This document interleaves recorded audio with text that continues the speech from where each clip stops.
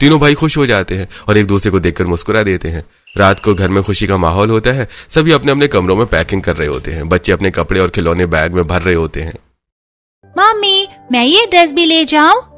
और मैं अपनी साड़ी खिलौने ले जा रहा हूँ। वहीं तीनों पति बेड पर बैठे प्लान की बातें कर रहे होते हैं। इस बार तो बच्चों को बहुत मजा आएगा। हाँ, काफी टाइम बाद फैमिली टाइम मिलेगा।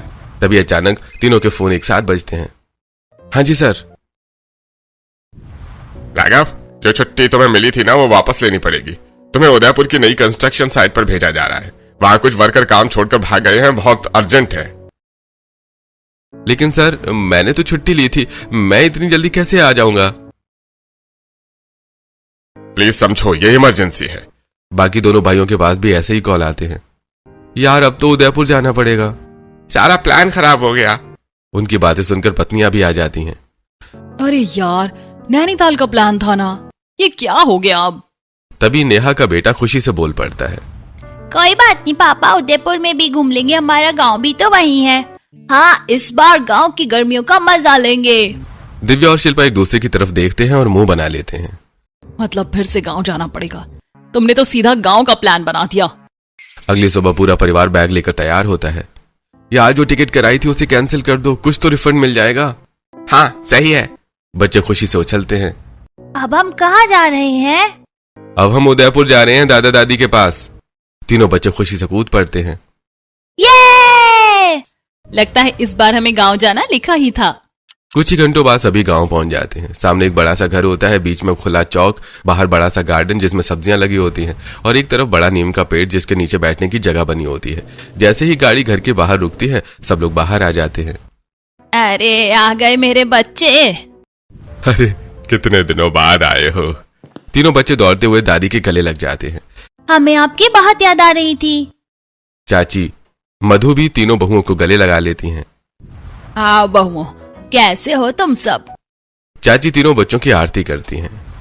आओ मेरे बच्चों, इस बार तुम्हें 1 महीने से पहले कहीं नहीं जाने दूंगी। इस बार तो हम दादा दादी का पूरा दिमाग खा जाएंगे और आपको भी बहुत परेशान करेंगे। सब लोग उनकी बात सुनकर हंस पड़ते हैं। नेहा मुस्कुराते हुए चाची से कहती है।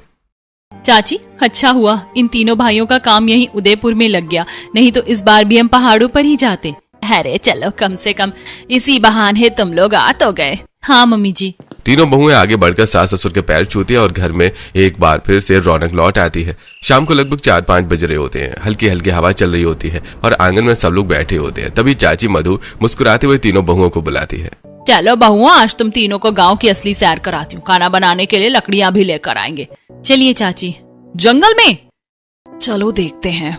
सभी जंगल की तरफ निकल पड़ते हैं। बच्चे भी उनके साथ दौड़ते भागते जा रहे होते हैं। चारों तरफ हरियाली और ठंडी हवा का माहौल होता है। ये तो बहुत मजेदार है। बच्चे छोटी छोटी लकड़ियां उठाते हैं। तीनों बहुएं भी लकड़ियां इकट्ठा करती हैं। फिर मधु एक चुन्नी निकालती है और उसमें सारी लकड़ियां बांध देती है।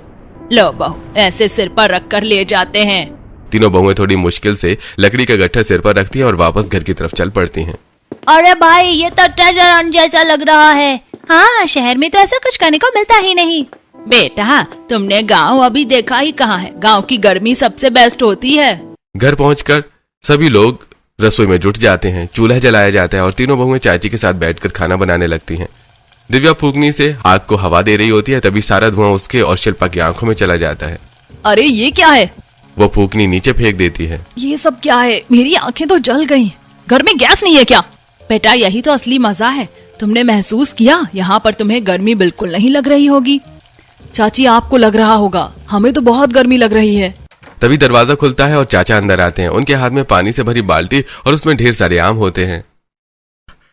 अरे मेरे तीनों बंदर अरे देखो, मैं तुम्हारे लिए क्या लाया हूँ, गर्मियों का राजा आम। वाह बाबा, मजा आ जाएगा। आपने तो कमाल कर दिया।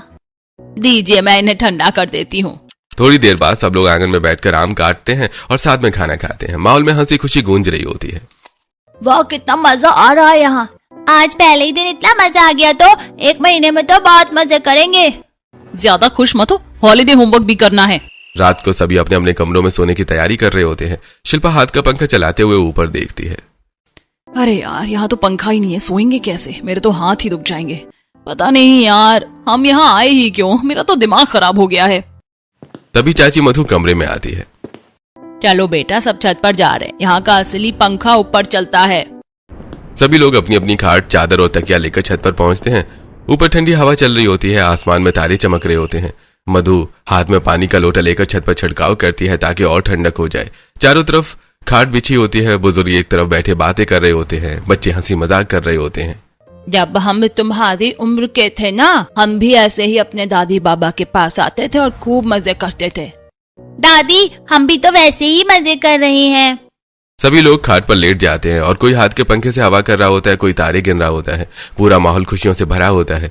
वहीं एक तरफ दिव्या और शिल्पा गद्दों पर लेटी हुई धीरे धीरे बात कर रही होती है। ये क्या है यार, छत पर सोना, ऊपर से इतने मच्छर, पता नहीं इन लोगों को क्या मजा आता है इसमें। दूसरी तरफ नेहा खुले आसमान के नीचे लेटी हुई ठंडी हवा का आनंद ले रही होती है। यही तो असली जिंदगी है। वहाँ शहर में हम पूरे दिन बिजी रहते हैं और परिवार को ही भूल जाते हैं। यहाँ कितना सुकून है, ऐसा लग रहा है जैसे सारी थकान खत्म हो गई। नेहा के चेहरे पर सुकून और खुशी साफ दिखाई दे रही होती है, जबकि दिव्या और शिल्पा उसे देखकर चिढ़ा रही होती हैं। देख इसे कैसे एंजॉय कर रही है, जैसे रोज गांव में ही रहती हो। ठंडी हवा, तारे भरा आसमान और परिवार की हंसी, इस माहौल में नेहा दिल से खुश होती है और बाकी दोनों बहुएं धीरे धीरे नींद में चली जाती हैं। अगली सुबह हल्की हल्की धूप की किरणें छत पर सोए सभी लोगों के चेहरों पर पड़ रही होती हैं। ठंडी हवा चल रही होती है। नेहा सबसे पहले उठ जाती है और चारों तरफ देखती है। सब लोग अभी भी सो रहे होते हैं। तभी चाची मधु उठकर दिव्या और शिल्पा को जगाने लगती है। चलो बहुओं उठो, सूरज सर पर चढ़ गया, 5 बज गए। क्या? अभी तो 5 बजे हैं। चाची कम से कम 9 बजे तक तो सोने दो। अरे यहाँ 5 बजे के बाद कोई नहीं सोता, चलो उठो जल्दी। मधु ने लगभग जबरदस्ती उठा देती है। तीनों बहुएं नींद में ही उठती हैं और नीचे चली जाती हैं। नीचे आंगन में पहुंचते ही मधु उनके हाथों में मटके थमा देती है। लो बहुओं, जाओ पानी भर कर लाओ, तब तक मैं तुम्हारे लिए चाय बनाती हूँ। तीनों बहुएं सिर पर मटके रखकर धूप में निकल पड़ती हैं। ये क्या ड्रामा है, पानी लेने के लिए भी हमें इतना दूर जाना पड़ता है। सही बोल रही हो, मैं तो बहुत तंग आ गई हूँ। इस गांव में एकदम बोर हो गई। अरे दीदी, इसमें ही तो मजा है। क्या आपका 24 घंटे लैपटॉप चलाने का ही मन करता है? तुम्हें गर्मी नहीं लग रही? ऐसे बोल रही हो जैसे रोज गांव में ही रहती हो। हाँ, मैं रोज गांव में नहीं रहती, लेकिन ये हमारी जड़ है, हमारी संस्कृति है। अगर इससे नहीं जुड़ेंगे तो जिंदगी में मजा ही क्या। दिव्या पसीना पोंछते हुए चुप हो जाती है। मेरा तो दिमाग ही खराब हो गया इस गर्मी में। तीनों कुएं से पानी भरती हैं और मटके को लेकर वापस घर लौट आती हैं। घर पहुंचते ही मधु उन्हें गर्मा गर्म चाय देती है। चाची, इतनी गर्मी में चाय? अरे पीकर तो देखो, मजा आ जाएगा। आंगन के बाहर नीम के पेड़ के नीचे 2 खाट बिछी होती हैं। वहाँ ठंडी हवा चल रही होती है। पूरा परिवार वहीं बैठकर चाय पी रहा होता है। चलो बहुओं, हम भी वहीं बैठते हैं। सभी नीम के पेड़ के नीचे बैठ जाते हैं। ठंडी हवा के झोंके आते हैं। सच में चाची, ऐसा लग रहा है जैसे सर्दियों में चाय पी रहे हो। गर्मी का एहसास ही नहीं हो रहा। बेटा, नीम का पेड़ इसीलिए होता है, यहाँ हमेशा ठंडी हवा चलती रहती है। दिन बीतता है। अगले दिन दोपहर में तेज धूप पड़ी होती है। दिव्या बाहर से तेज धूप में घर आती है और बिना किसी से कुछ कहे सीधे नहाने चली जाती है। मुझे तो बहुत ठंड लग रही है। पूरा परिवार घबरा जाता है। सब लोग उसके आसपास इकट्ठा हो जाते हैं। दीदी बैठो, मैं पानी लाती हूँ। कोई कंबल लाओ। दिव्या, तुम्हें क्या हो गया? कोई दवा लाता है, कोई खाना, कोई पानी। कोई उसके पास बैठकर उसका हाल पूछता है। कोई भी उसे एक सेकंड के लिए अकेला नहीं छोड़ता। दिव्या सबको देखती है, उसकी आंखों में भावुकता आ जाती है। उसे याद आता है एक दिन शहर में उसे तेज बुखार हुआ था। वो घर में अकेली थी, बिस्तर पर बड़ी कांप रही थी, उठने की भी ताकत नहीं थी।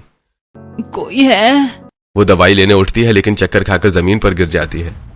कैसी जिंदगी है ये, यहाँ कोई साथ देने वाला भी नहीं है। अगर मैं मर भी जाऊं तो किसी को पता तक नहीं चलेगा। दिव्या की आंखों में आंसू निकल आते हैं। वो चारों तरफ देखती है, हर कोई उसकी चिंता कर रहा होता है, कोई उसे दवा दे रहा है। यहाँ कितना अच्छा माहौल है। सुबह से मैं बीमार हूँ लेकिन किसी ने मुझे अकेला नहीं छोड़ा। सब कितना प्यार कर रहे हैं। जितना मैं इस गांव को गलत समझ रही थी उतना ये है नहीं। ये लोग, जिंदगी, सब बहुत अच्छे हैं। दिव्या की आंखों में अब अपनापन और सुकून झलक रहा होता है और गांव की असली खूबसूरती धीरे धीरे उसके दिल में उतरने लगती है। अगले दिन मौसम अचानक बदल जाता है। आसमान में काले बादल छा जाते हैं और तेज बारिश शुरू हो जाती है। घर के बीच का खुला आंगन बारिश की बूंदों से भर जाता है। ठंडी हवा चल रही होती है। रसोई में तीनों बहुएं और चाची मधु बैठकर खाना बना रही होती हैं। देखा बहुओं, ऐसा घर कहीं देखा जहाँ हर